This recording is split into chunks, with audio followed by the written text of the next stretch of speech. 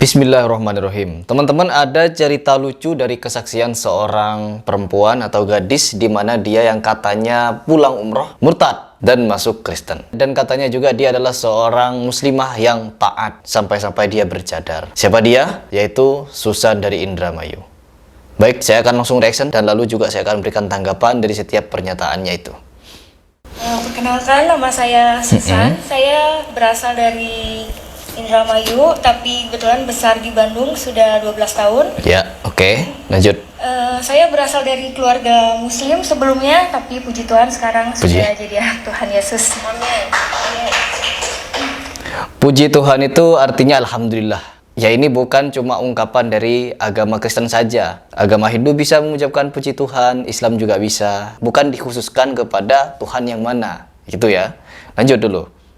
Singkat cerita, sebelum saya mengenal Tuhan Yesus, saya juga sebelumnya 2019 saya sudah berangkat umroh dan bercadar juga. Waduh. Kenapa saya ingin ikut Tuhan Yesus? Kenapa? Karena awal mulanya saya itu merasa kayak gak punya hidup damai sejahtera di agama sebelumnya. Mohon maaf karena Kok bisa? sebelumnya saya juga taat melakukan ibadah, puasa, tahajud dan Oh iya? seperti orang lain lakukan. Kalau orang ahli psikologi pasti paham, dia ngomongnya terbata-bata, seolah kalimat yang disusun belum mantap, tidak pernah dia alami. Yang pertama, dia mengaku taat, bercadar, umroh, dan juga tahajud katanya seperti orang biasanya. Ingat, ibadah tahajud tidak semua orang melakukan. Hanya orang-orang tertentu yang memiliki keimanan sangat tinggi melakukan tahajud. Kenapa bisa demikian? Orang yang istiqomah melakukan ibadah tahajud itu berarti dia adalah seorang muslim yang taat, benar-benar taat. Karena apa? Sholat yang wajib hanya 5 waktu. Dan dia tidak menyebutkan sholat 5 waktu, hanya sholat tahajud. Bagaimana mungkin seorang muslim yang taat tidak menyebutkan 5 waktu dulu, tetapi langsung ke tahajud, puasa, umroh, bercadar katanya. Tentunya kalau orang sudah bercadar, dia paham tentang arti aurat, pastinya dia sudah lebih paham lagi kepada sifat-sifat Allah, sifat-sifat bagaimana dia sebagai seorang muslim menjaga dirinya, kedamaian pada dirinya. Bagaimana mungkin orang yang taat masuk ke dalam Islam, dia tidak mendapatkan kedamaian di dalam Islam? Susahnya apa menjadi seorang Islam? Saya sebagai seorang muslim tidak pernah susah hidup. Kedamaian itu bagaimana? Kedamaian dimaksud itu bagaimana? Damai hidup gitu. Makan, pagi makan, siang makan, malam makan, tidur malam. Yang bikin tidak damai itu dari segi apa? Inilah contoh dari kebodohan yang ingin membodohi orang lain. Saya sudah tahu di sini kalau orang ini hanya ingin membodohi. Coba lanjut kita. Di agama seberang. Seberang. Terus saya berdoa sama Tuhan. Waktu itu saya dikasih sakit dulu sama Tuhan. Sama Tuhan. Dan mungkin itu proses Tuhan untuk membentuk saya. Kok Tuhan terus? Kenapa tidak Allah? Begitu beratnya menyebut nama Allah. Ini dulu katanya dia sudah mengalami sakit di dalam kondisi Islam. Harusnya dia berdoa kepada Allah. Berdoa kepada Allah. Lanjut dulu. Merasakan kasih karunia Tuhan. Iya. Sehingga saya diselamatkan oleh Tuhan. Saya dibentuk, saya dikasih sakit, tapi saya larinya bukan ke dokter. Terus? Saya larinya malah ke dukun, ke orang pintar. Saya minta air, doa, segala macam. Singkat cerita dia tahajud, singkat cerita dia umroh, singkat cerita dia rajin berpuasa, singkat cerita dia bercadar, dan lalu kemudian setelah itu baru akhirnya beberapa lama kemudian dia menjadi seorang Kristen. Muslimah yang taat, sudah bercadar, sudah umroh. Tentunya kalau dia umroh, dia sudah belajar bagaimana cara umroh. Sayangnya saya sudah mencari identitas si Susan ini, tapi tidak ketemu. Di internet tidak ketemu. Saya sudah cari-cari. Apa benar dia seorang muslimah dulunya, atau dia hanya orang yang ingin membodohi umat? Dan yang lebih ciri lagi yaitu dia mengaku sebagai muslimah yang taat tapi pergi ke dukun. Mulai kapan muslimah yang taat pergi ke dukun? Muslimah yang taat ketika dia ada masalah, apalagi dia tahajud. Muslimah yang taat bercadar, rajin melaksanakan sholat tahajud, bukan 5 waktu, karena dia tadi tidak menyebutkan 5 waktu, tapi dia rajin melaksanakan sholat tahajud, langsung ke tahajudnya dia. Ya udah, kita anggap dia muslimah yang taat. Muslimah yang taat sholat 5 waktu, itu, pastinya dia akan merasakan kedamaian. Sebagaimana para sahabat, para tabi'in, para imam, dan para orang soleh lainnya, ketika mereka sudah rajin melaksanakan sholat tahajud, ketika dia mengalami musibah, ketika dia mengalami suatu bencana, mengalami sakit, dan lain sebagainya, yang membuat dia terpuruk, dia akan berdoa kepada Allah, dan Allah pasti akan memberikan kedamaian dalam hidupnya. Karena dia akan merasa bahwa sakit bisa jadi sebagai penghapus dosa. Bukan malah tidak damai. Ketika dia sakit, dia merasa tidak damai lalu pergi ke dukun. Ya iyalah, dukun itu adalah media di mana seorang sudah ingin menduakan Tuhan. Kalau sakit bukan pergi ke dukun, bukan pergi ke orang pintar, ke rumah sakit. Orang yang menyembah Allah Subhanahu wa taala ketika dia sakit bukan pergi ke dukun, berdoa kepada Allah dan pergi kepada dokter. Di mana yang mengerti ilmu medis bukan dukun tapi dokter. Ini pergi ke dukun. Muslimah taat dari mana ini? Oke, lanjut. Lucu ya. Dan yang anehnya itu sakit Aneh. saya itu nggak jelas gitu ya, Nggak kayak jelas. orang vertigo, tapi 2 bulan berturut-turut saya merasakan sakit. Pada akhirnya mungkin Tuhan kirim seseorang kepada saya, yaitu Seseorang. teman. Dia orang Katolik dan dia cerita kayak gini, coba tolong Ngarang. kamu doa yang kamu mengerti, doa orang Kristen. Dari situ Hah? saya ngerasa saya tidak mau Doa orang Kristen. Gimana lanjut? agama saya disamakan dengan agama kamu. Agama saya, agama kamu. Di situ saya marah dan Marah. nggak tahu kenapa Nggak tahu kenapa. pas dari situ saya kepikiran gitu.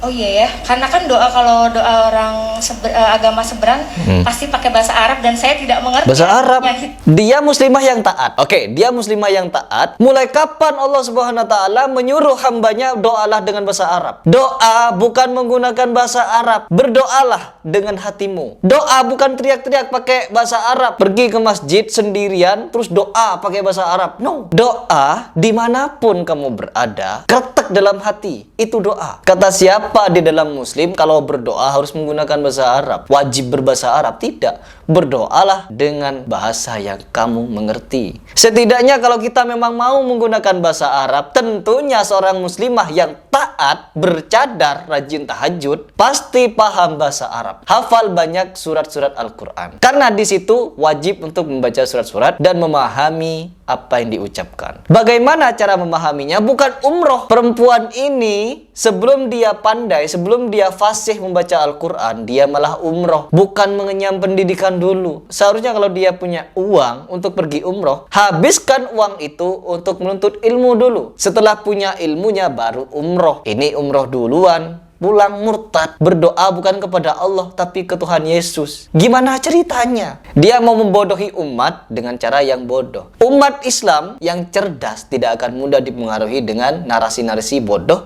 Kalau orang psikologi pasti tahu bahwa kalimatnya ini tidak dia susun dengan baik sebelumnya. Dia hanya asal mengucapkan, memikirkan bagaimana cerita berikutnya. Setelah itu, setelah ini, berikutnya, habis itu, kemudian, gitu. Aduh, ya Allah. Coba lanjut lagi. Itu cuma doa aja. Nah, dari situ saya iseng buka-buka YouTube, lihat kesaksian orang-orang Kristen dan saya penasaran gitu, sehebat inikah Tuhan Yesus? Apakah ini kesaksian palsu atau apa? Saya nggak. Jadi dia masuk Kristen hanya gara-gara dia mengalami sakit vertigo, pusing setiap hari, lalu dia masuk Kristen. Saya pengen ngakak sebenarnya. Hanya gara-gara vertigo, lalu berdoa kepada Allah, sembuh masuk Kristen. Apa dia tidak tahu, dia tidak pernah membaca Al-Qur'annya? Dia tidak tahu dengan kisah Nabi Ayub yang diuji sakit oleh Allah Subhanahu wa taala selama belasan tahun, atau kalau tidak salah 18 tahun diuji sakit oleh Allah. Tapi bagaimana? Keimanannya masih kokoh. Ini hanya karena sakit vertigo, pusing, dia langsung berdoa kepada Yesus. Musyrik. Kemusyrikan yang pertama dia lakukan adalah ketika vertigo, sakit pusing, dia bukan pergi ke dokter, pergi ke dukun. Itu sudah musyrik. Terus yang kedua, dia berdoa bukan kepada Allah Subhanahu wa taala, tapi dia berdoa kepada Tuhan Yesus. Ini juga sudah musyrik. Bagaimana mungkin seorang muslim yang taat berdoa kepada selain Allah? Na'udzubillah min dzalik. Jadi ini dia tidak tahu sebenarnya Islam itu bagaimana. Boro-boro dia salat tahajud, salat 5 waktu pun dia tidak menyebutkan. Bahkan kalimat Allah pun tidak keluar dari mulutnya. Lanjut coba. Saya nggak ngerti. Pada malam itu saya langsung berdoa, langsung berdoa gini, Tuhan, Tuhan, kalau memang Tuhan ada di dalam hidup saya saya ingin merasakan. Oh, dia merasa Tuhan Allah tidak ada. Jadi dia ini memanggil Tuhan yang lain. Ini kalau kata orang Madura itu abulet, ya, abulet, acak-acakan. Ya, susunan kalimatnya, susunan ceritanya itu acak-acakan. Dia percaya pada yang goib, tapi dia tidak berdoa kepada yang goib tadi. Tapi dia malah mencari yang goib lain, gitu. Yaitu senang jin senang pada hal-hal seperti itu. Dimana orang yang telah melakukan kemusyrikan akan dibuat tambah musyrik oleh jin, dibisikkan kepada hatinya untuk dia terus mencari Tuhan selain Allah. Akhirnya dia keluar. Ini sebagian dari akidah Islam. Lanjut dulu. Tuhan itu nyata. Saya tidak mau cuma lihat kesaksian di YouTube dan saya nggak tahu itu kesaksian dusta atau benar gitu. Tapi aku pengen ngerasain Tuhan itu hadir di dalam hidup saya.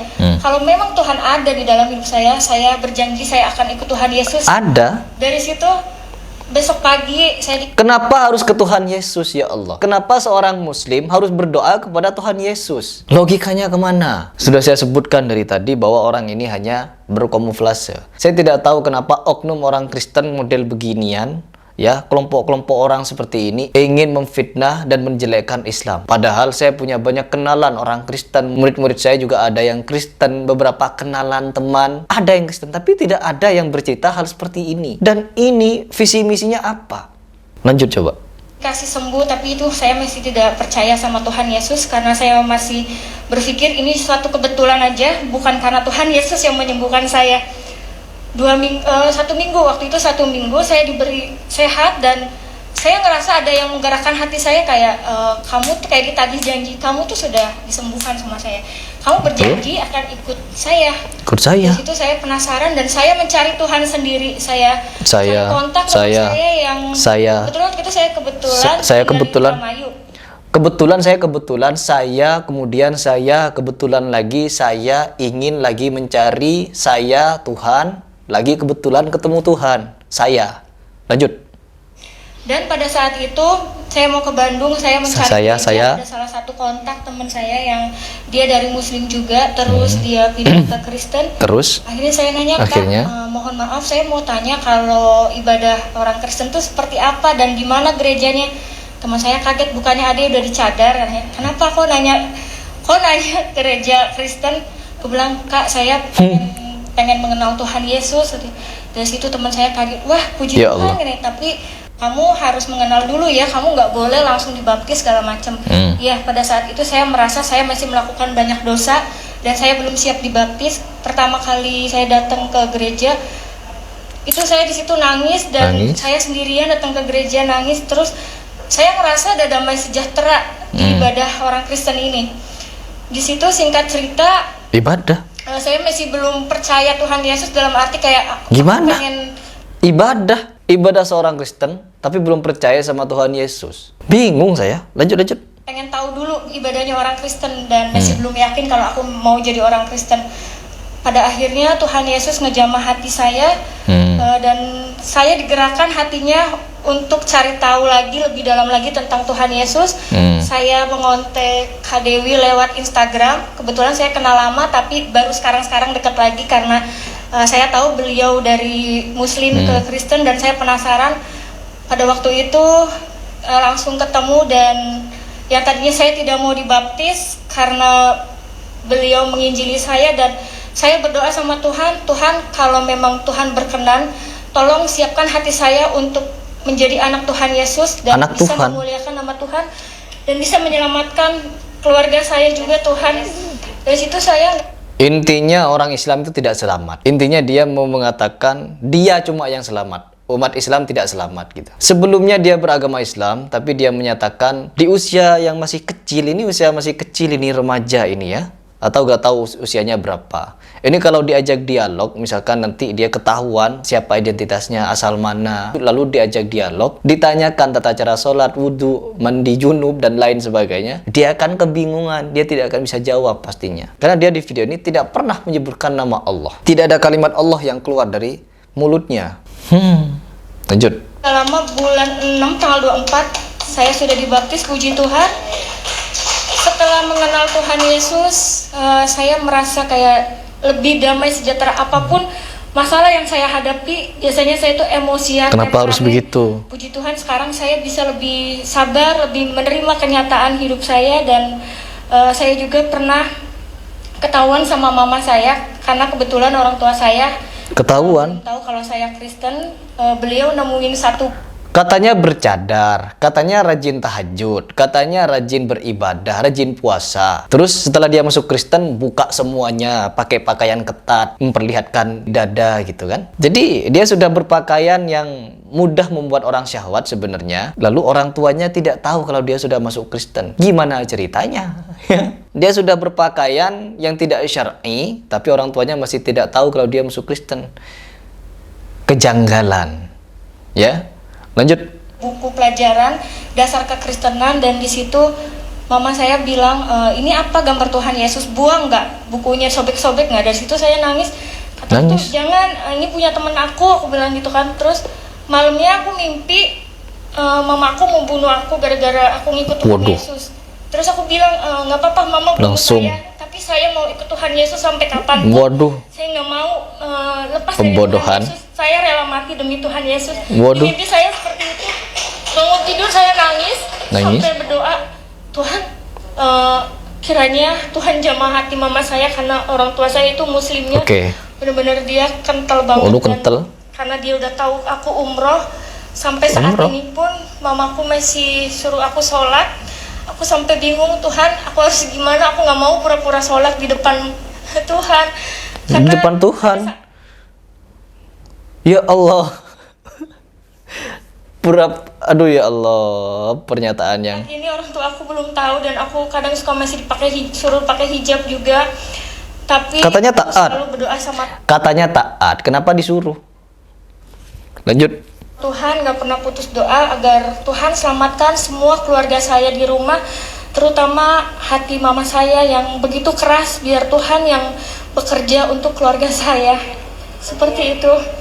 Mungkin kesaksian dari Susan seperti itu. Oke, cukup Susan ya. Semoga nanti Susan ini bisa ketemu orangnya di mana. Saya juga akan gali informasi. Saya akan mau cari tahu di mana keberadaannya. Mungkin barangkali bisa dihubungi, bisa dikontak. Akan saya ajak dialog langsung. Mudah-mudahan. Gerejanya di mana itu nanti mudah-mudahan ketemu. Karena kesaksiannya ini adalah kesaksian yang ambigu, pernyataannya yang tidak jelas, banyak kalimat-kalimat yang tersusun tidak rapi, penyampaiannya yang juga tidak secara langsung, tetapi masih berbelit-belit. Ini artinya adalah suatu kalimat yang dirangkai untuk disampaikan, membuat cerita, tidak cerita yang sebenarnya. Berbeda hal apabila orang menceritakan sesuatu yang pernah terjadi, benar-benar terjadi, maka penyampaiannya akan enak didengar. Dan di sini saya yakin 99,9,9 lagi persen kalau dia adalah seorang kafir dari awal, dan dia berdusta, mendustai umat untuk mengaku sebagai orang muslimah yang taat agar seorang muslim bisa murtad ikut dia. Seperti itu. Tapi tidak apa-apa. Kita tidak kekurangan ulama, dan kita juga tidak kekurangan orang-orang yang cerdas di dalam menggunakan akalnya. Jadi ya, semoga kalau teman-teman ada yang tahu dia orang mana, tinggal di mana, gerejanya di mana, lalu yang bersangkutan ini ada di mana sekarang, boleh nanti komentar ke saya atau DM di Instagram.